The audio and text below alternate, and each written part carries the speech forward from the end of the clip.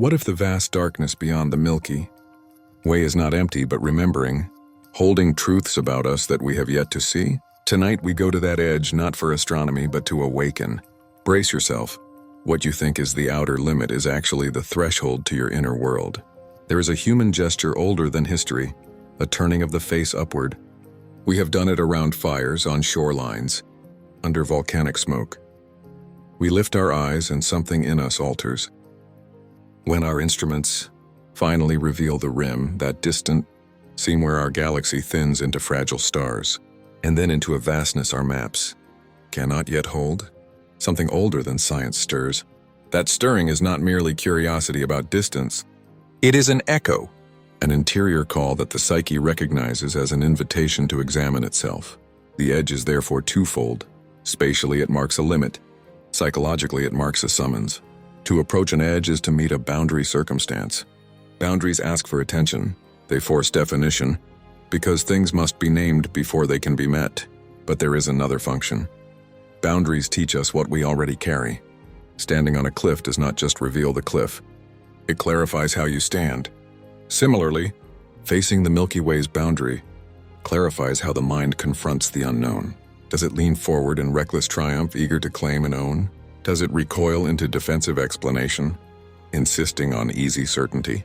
Or does it hold a balanced posture, curious, reverent, and ethically aware? This posture matters because the cosmos at the rim is not a neutral auditorium. Its revelations arrive to embodied observers who carry histories, wounds, ideologies, and hopes. The knowledge we will make is filtered through these. Scientific objectivity aspires to remove such filters, but complete removal is a myth. No human inquiry is without the skin of motive. The edge forces us to examine that skin. We must ask not only what lies out there, but also what lies in here.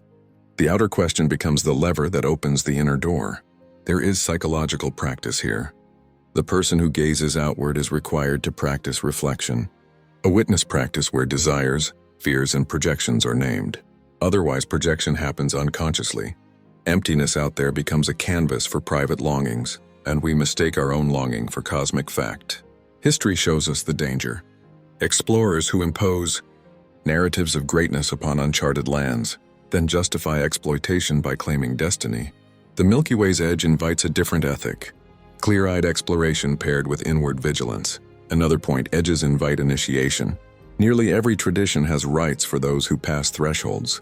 Initiation binds the traveler to responsibility.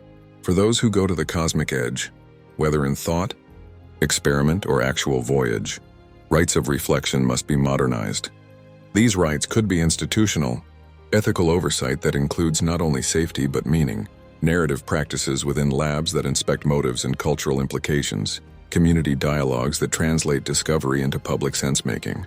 The point is to cultivate an orientation where a return from the edge is a return with transformation, not mere data. Finally, the edge echoes because it asks us to remember scale and continuity. Confrontation with the vast humbles, but it can also refine purpose. Faced with the galaxy's rim, some people experience despair, smallness that blunts action.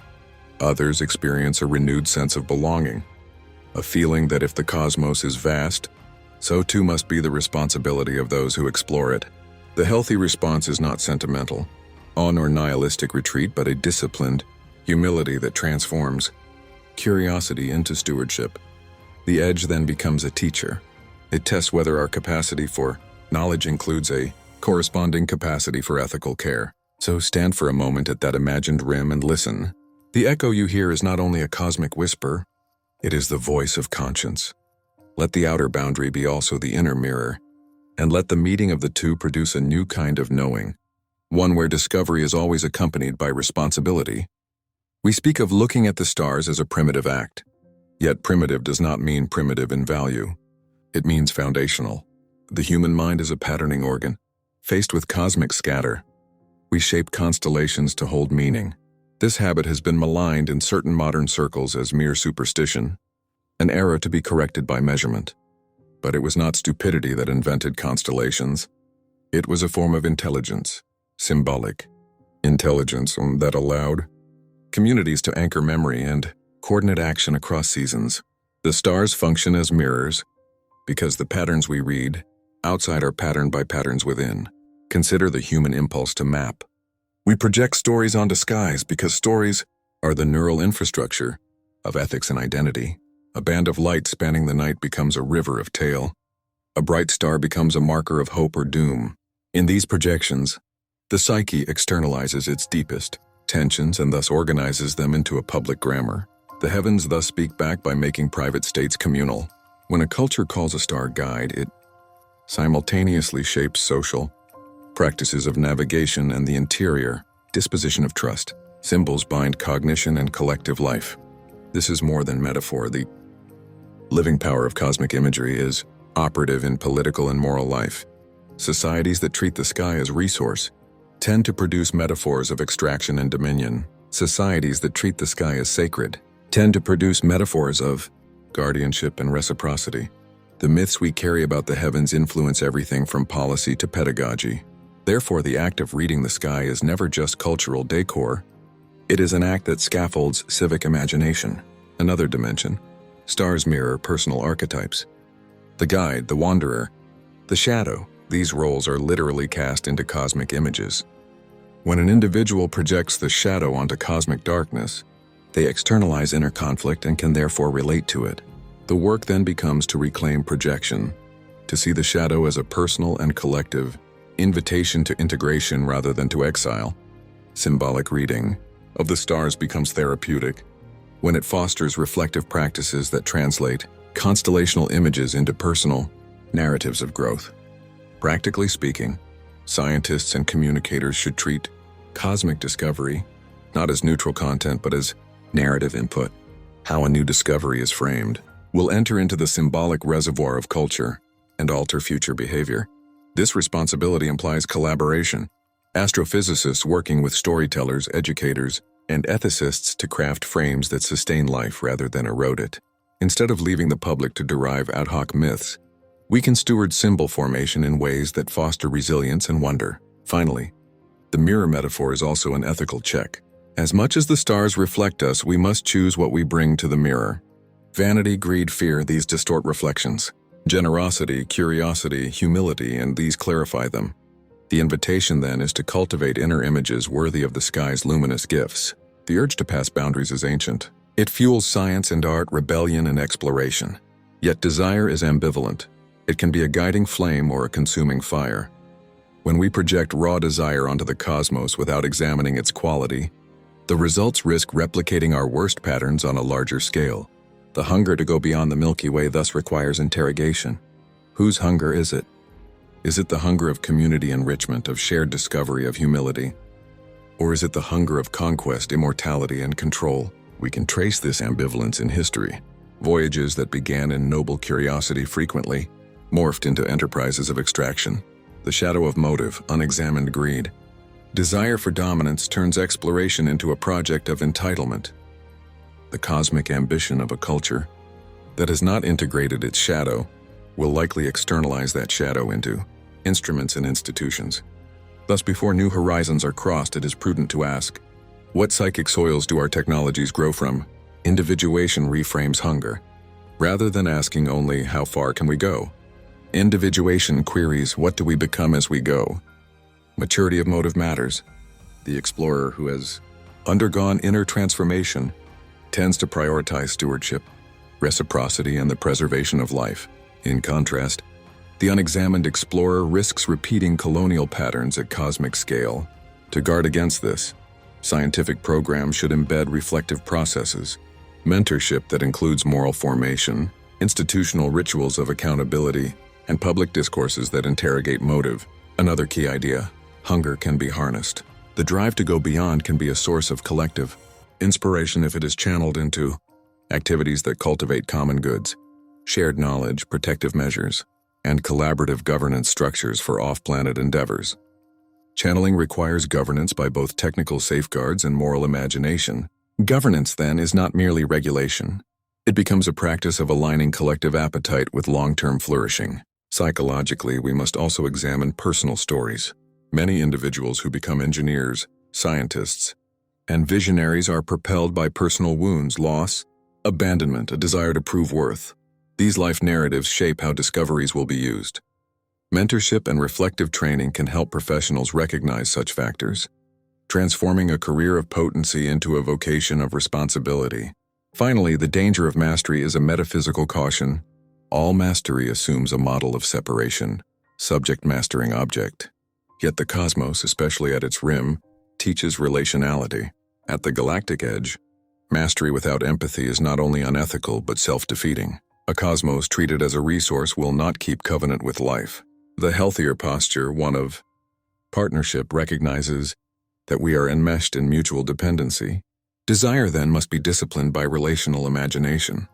Harnessed rightly, the hunger to go beyond becomes a pilgrimage of integration rather than a march of conquest. We live in an age that prizes answers. The market demands them. Institutions reward them. But the edge of the Milky Way rehearses a different economy, the economy of not knowing. The space beyond observed stars holds not merely emptiness but potential, a creative field that will only yield its secrets to patience, silence, and disciplined attention. The practice of not knowing is therefore not a retreat. It is an art form, an incubator for new metaphors, novel hypotheses, and generative ethical insight. Not knowing is uncomfortable because it exposes fragility, yet that exposure is the ground of creativity. When the mind tolerates uncertainty, it invites the unconscious to assemble new patterns. Artists call it incubation. Scientists call it hypothesis generation. Both are the fruit of an interior process in which the ego suspends premature closure.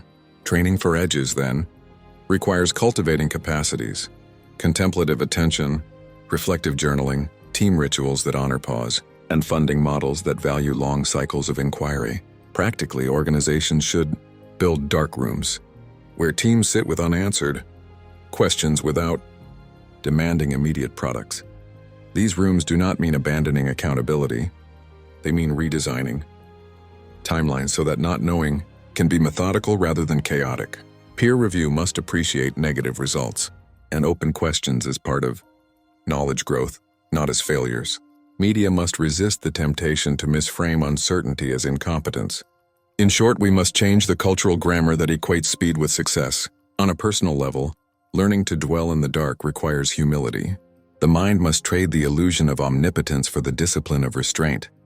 That trade produces steadier inquiry and fewer harms. It also tends to produce better science.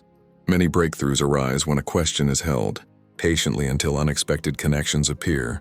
Ethically, darkness teaches restraint, the capacity to wait, to resist immediate exploitation of new domains, is itself a moral skill. It protects fragile systems and preserves options for future generations. The Milky Way's edge becomes a school in which we learn that mastery is not the premature closure of mystery, but the disciplined stewardship of open fields. So train yourself to befriend not knowing. Let silence be a laboratory. In that laboratory, imagination will give birth to ideas that are durable, because they were allowed to ripen slowly. In relation to ethical reflection and communal oversight, communities are storytellers first and technologists second. The myths we inherit shape what we value and therefore what we build. At the rim of the Milky Way, myths become active forces. They determine whether missions are framed as voyages of extraction or as pilgrimages of reciprocity. If we inherit a story of cosmic entitlement, we will act like conquerors. If we inherit a story of participation, we will act like stewards. Recognizing this is not sentimental, it is strategic. Stories organize attention when we tell future generations that space exploration is a way to secure resources and escape planetary limits. We direct investment toward extraction technologies and rapid timelines. When we tell them that exploration is an ethical test of humility and care, we invest in governance, reparative protocols, and long-term obligations. The storytellers, artists, scientists, educators have a seat at governance tables because narratives, myths have therapeutic power as well. They provide scripts for meaning-making when discoveries produce existential disorientation. A society that can adapt stories when new facts arrive is resilient. The alternative, psychic brittleness, leads to denial and harmful reification. In short, the narratives we shape about the Milky Way will determine whether our grandchildren inherit a cosmos of wonder or a cosmos of regret. The work of storytellers is therefore civilizational work. Choose the myths you carry as carefully as you choose technical standards. In that choice lies the moral architecture of our ventures beyond Earth. Any true exploration culminates in return. The traveler who comes back with maps but no transformation fails the deeper contract of voyage. The Edge's true gift is not a new instrument alone, but a new vision, an enlarged capacity for ethical imagination that alters how we live together. Integration means translating astronomical insight into civic practice, education that teaches symbolic competence, governance that values long horizons, personal disciplines that cultivate humility. Start local. Schools can teach complex systems thinking and contemplative practices together. Research institutions can pair empirical projects with community accountability. Media can use cosmic narratives to model careful inquiry and civic responsibility rather than spectacle and immediacy. These changes are not cosmetic. They restructure incentives and habits. Integration also requires new measures of success. Gross domestic product is an insufficient compass. Develop indicators for symbolic health, attention capacity, communal rituals, and intergenerational obligation. When institutions are assessed by whether they sustain meaning, as well as material well-being, priorities shift. On a personal level, returning with sight demands practices, storytelling sessions that translate discoveries into shared meaning, contemplative rituals that temper urgency, mentorship structures that pass on ethical discernment. Individuals who undergo such practices become embodied carriers of integration. The people institutions need to remain wise. Ultimately, the answer beyond the Milky Way will shake the mind, precisely because it asks us to reorganize our priorities. The cosmos is not simply a place to conquer or a data set to mine. It is a mirror and teacher. If we let it be both, our technologies will be instruments of service rather than instruments of domination. That is the transformation to seek, not domination of space, but maturation of self and society. Return with sight and let the Edge refine the life you build at home. End each section with a short pause and a one-line echo, a motif listeners can carry. Example, after a key image, pause and whisper the line. Listen, the cosmos remembers. That quiet refrain roots the speech emotionally and helps retention.